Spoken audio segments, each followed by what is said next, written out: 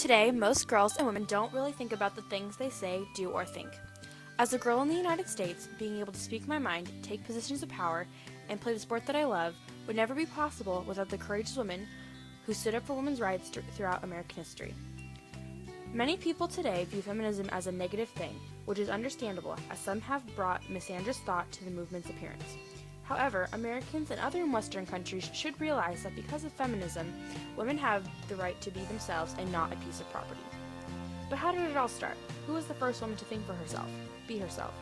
Many would like to think the feminist movement was started by women suffragettes in 1848. However, contrary to this belief, the women heading the movement at the time were inspired by someone who was well beyond her years.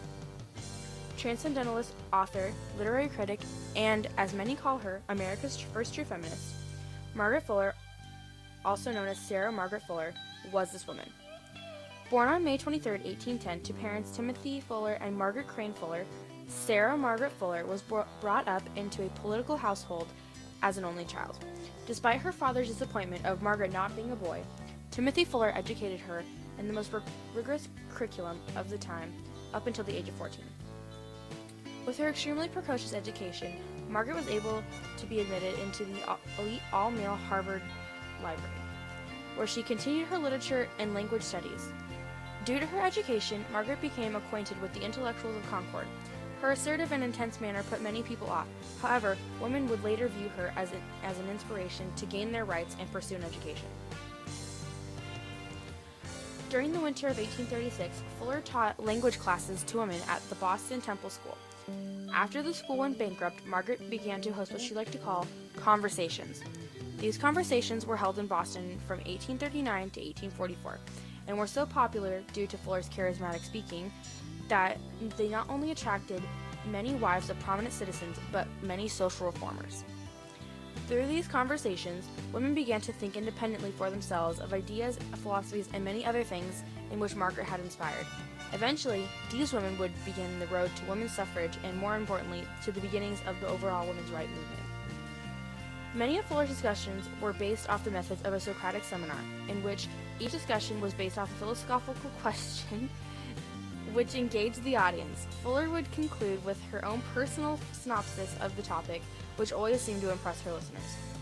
These seminars also acted as a springboard for her 1845 feminist pamphlet, Women in the 19th Century, which became the baseline of feminist thought.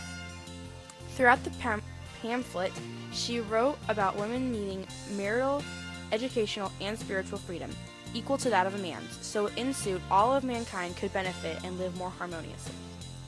Her influence especially affected feminists such as Susan B. Anthony and Elizabeth Cady Stanton, who went on to start the women's rights movement in 1848. They both wrote, Fuller possessed more influence on the thought of American women than any woman previous her time. In 1844, Fuller was invited by Horace Greeley, editor and owner of the New York Tribune, to become the cultural and literary critic of the newspaper, as well as the first female journalist for the New York Tribune. Through this experience, Margaret became much more aware of the social issues around her and became a social activist in New York City. Bringing attention to social issues such as slavery, women's suffrage, and educational and political rights for minorities, she frequently wrote about these issues that she saw throughout the city and inspired other activists to take a stand against these issues. Although Margaret was not one for taking physical action, she wrote out her opinions and ideas in such a powerful way that inspired not only female readers of the Tribune, but other minority groups to take a stand. Although her life was short-lived and not very well known, Margaret Fuller had ideals that were far beyond her time. Margaret Fuller helped change the character of American women by inspiring them to think independently and view themselves as equal to men. Thanks to Fuller, women have been given ideas and inspirations to become more empowered and free-thinking.